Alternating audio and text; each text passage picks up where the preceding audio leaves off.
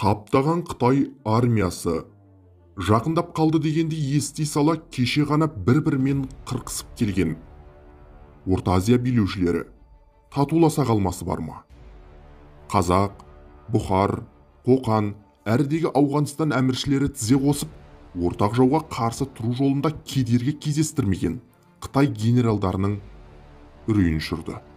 Алайда сонау таулардың ар жағында жатқан Ауғанстан қалайша қазақтармен әскери одақ құрды? Ендеше сіз бұл тарихманнан тыңдаңыз.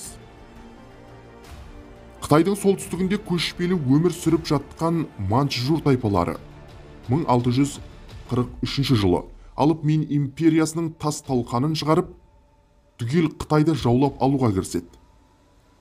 Олардың тәбеті ашылғаны сондай манчжур қолбасшылары енді Қытайдың шекарасынан әрі асып, айналасындағы Корея, Тибет, Үнді Қытай елдеріне шабуылдап, моңғолдар одан әрі жоңғарлардың өзін талқандап жер бетінен Жоңғария мемлекетін жойып жіберіп, Абылай хан бастаған қазақ әскерімен Сарыарқа жеріне дейін шайқасып, тіпті Сібірден мысық табандап жылжып келе жатқан Ресей әскерімен де шайқасқа түсіп үлгереді. Бір сөзбен айтқанда, қолда бар мүмкіндікті пайдаланған Цин империясы жан-жағын жұтып қойып жатты. Көшпелі халықтардың соңғы державасы болуға шақ қалған Жоңғарияны жойып жіберген Цин империясы ол жерге Шыңжаң аймағын құрып, енді Ташкент пен Ферғана жеріне жылжуды ойластыра бастайды. Қытайлардың қаптаған әскері сол кезде күллі Орта Азия билеушілерінің зәресін ұшырған, сондай осыған дейін өзара жауласып, бір-бірімен қырқысып келген хандар мен әмірлер енді алауыздықты қоя салып бірігу керектігін түсінді. Бұл таңғаларлық жағдай. Жолындағысын жайпап, кедергі кездестірмеген Қытайдың қаптаған әскеріне жеке-жеке жатқан Қазақ ордасы, Қоқан хандығы, Хиуа мен Бұхар жерін жұтып қою соншалықты қиын емес еді. Оның үстіне, әрідегі тарихқа қарайтын болсаңыз, шамамен 1000 жылдай уақыт бұрын Тан империясы тұсында Қытайлардың Ташкентке дейін келгендігі белгілі. Демек, бұл жолдарды Қытай генералдары жақсы білет деген сөз. Шынын айту керек, Орта Азия билеушілері үлкен қауіптің алдында тұрды. Олар бір-біріне не істейміз, осыншама көп Қытай әскеріне қалай қарсы тұрамыз деп, бір-біріне елшілер жіберіп, дабыл қағып жатқанда Ауғанстан жерін билеп тұрған Ахмад Шах Дурани деген билеушінің адамдары сонау қиырда солтүстікте жатқан Қазақ ордасына келіп жетті. Бұл кезде Абылай ханның жағдайы да мәз еместі. Қазақ әскерлері Қытайдың қаптаған армиясымен шегіне жүріп ұрыс салуы айтарлықтай нәтиже бере қоймады. Қытайдың қалың қолы Сарыарқа жеріне қарай ішкерлей еніп, алған бетінен қайтпады. Жоңғарлар елінен қашқан Әмірсана деген билеушісін ұстап беруден бас тарту істі одан әрі шиеленістіріп жіберді. Қазақтар тек Қытайдан төнетін осынау алып күшке ғана емес, солтүстіктегі Ресейдің әскеріне де бір уақытта тойтарыс беру керек еді.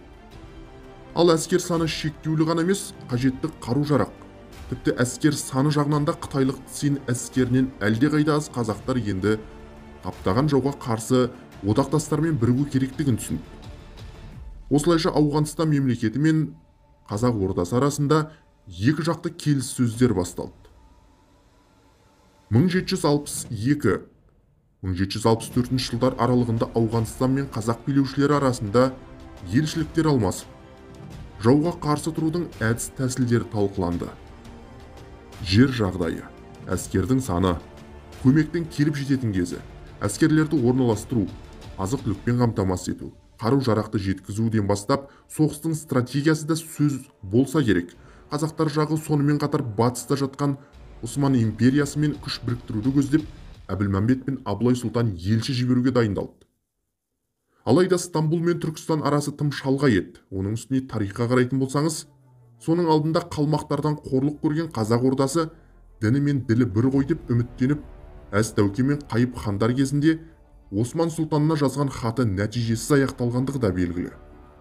Сол себепті Османдардан көмек келгеннің өзінде уақыттың тығыздығы бұл елшілікті тиімсіз деп есептеп, енді Орта Азия хандықтары өзара бірігіп қарсы тұру жөнінде шешім қабылдайды. Қазақ ордасы, Қоқан хандығы, Бұхар мен Ауғанстан билеушілерінің бірігіп әскер жасақтап жатқандығы туралы бұл суыт хабар Пекин сарайына да жетті.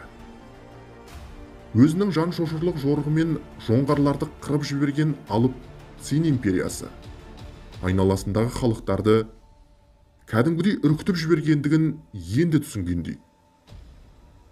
Олардың Қытай әскеріне қарсы бір мақсат төңірегіне топтасуы императорды ойландырып тастады.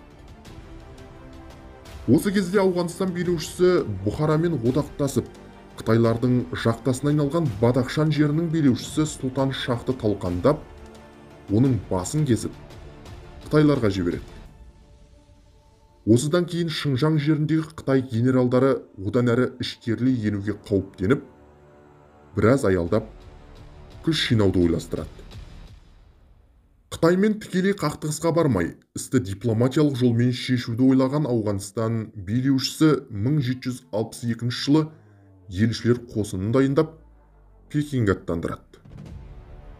Ауғанстан елшілері императорға 4 сәйгүлікті сыйға алып келді. Император сарайына келіп жеткен елшіліктің де өз-өзін ұстау мәнері, сарайдың әдет-ғұрпына иілмеуі Қытай шенеуніктерін ашуландырды. Қытай шенеуніктері келген Ауғанстан елшілеріне императордың алдында тізесін бүгіп, жерге маңдайын тигізіп, тағзым етуін талап етеді. Алайда елшілер бұл талапты орындаудан түбегейлі бас тартты. Келген елшіліктерге өз талабын орындатып үйреніп қалған Қытай сарайындағы шенеуніктер Ауғанстан елшілерінің мұндай тосын мінезіне бұлқан-талқан ашуланып, не істерін білмей қалды. Бұл туралы нақты тарихи деректі Джордж Ньюби өз естелігінде бұлай деп жазып қалдырады. Осы уақытта сотқа жүгінген барлық мұсылман елшілерінің ішінен тек ауғандықтар ғана тізерлеп бас июден бас тартқан сияқты. Сот шенеуніктері Ауғанстан елшісіне ашуланып сөгіс беріп, тіпті батыстықтар мен орыстар да мұны орындағанын көрсетті, деп жазады. Өздерін алып держава санайтын Ресей мен Еуропа елдерінен келген елшілердің өзі Қытай боғды ханына тізерлеп бас июі, ал ауғандықтардың мұны орындаудан бас тартуы әрине император сарайын әбден әбігерге салғандығы түсінікті. Ауғанстанның мұндай тік мінезділігі император сарайын әбігерге түсірген аздай, енді елшілердің алып келген хаты, яғни Ахмад-Шах Дуранидің Қытай императорына жазған хаты да сарай шенеуніктерін ойландырып тастады. Ахмад-Шах өз хатында былай деп жазды: «Сен өз алдына бір мемлекет, Машын, Қашғар, Жаркент, Әндіжан, Қоқан және барлық қазақты сен өзіме тиесілі деп айтасың.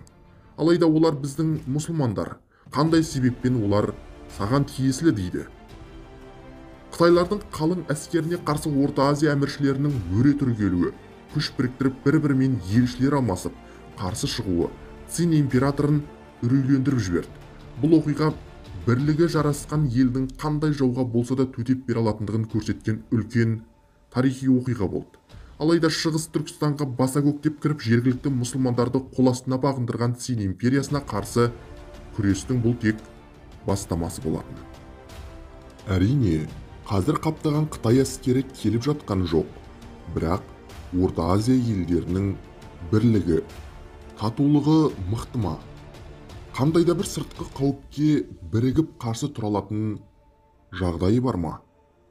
Тоқаевты дипломат деп мақтауын асырғанымызбен, алыстағы Американы санамағанда, осы айналамызда отырған қырғыз, өзбек, тәжік, түрікмен халықтарымен байланысымыз қалай?